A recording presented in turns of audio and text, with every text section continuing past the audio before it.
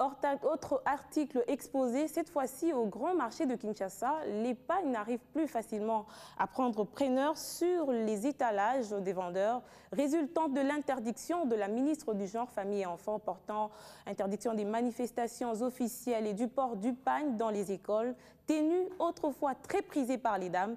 C'est un constat de Judith Kabou et Lindel Kintangi.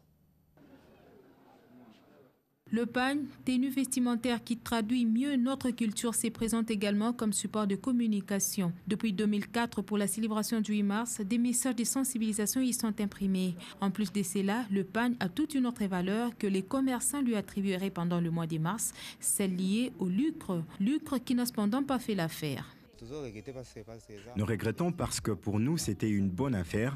Nous avons besoin d'écouler nos marchandises, ce qui n'est pas le cas car les femmes n'achètent pas. Toutefois, le pagne seul ne suffit pas.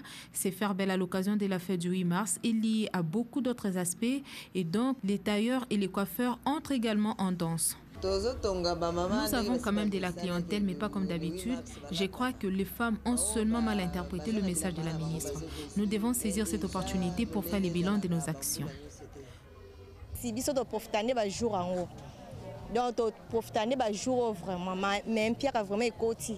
Nous profitons toujours de ce jour pour vendre, mais cette année, c'est difficile, c'est un manque à gagner pour nous. Il n'y a pas d'engouement, les clients viennent à compte-gouttes se faire coiffer et ça nous dérange. Des conséquences qui font suite à la décision de la ministre du Genre interdisant des manifestations officielles et les ports du pagne dans les établissements scolaires. Et là-dessus, les débats est loin de se terminer. Je suis contente de cette décision. Je considère que c'est une punition suite aux abus commis par les femmes. Et c'est une leçon qui nous permettra d'échanger et de revenir à nos habitudes des fêtes. Méditation, oui, mais certains estiment qu'il faudra bien honorer la femme puisque c'est son jour. Dans un premier temps, les messages de la ministre avaient été mal perçus.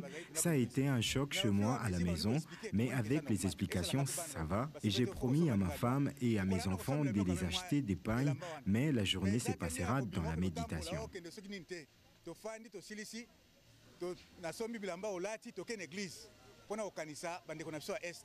8 mars 2014 sera donc un moment de méditation et de compassion envers les femmes de l'Est, mais aussi un temps fort pour évaluer des actions de chacune.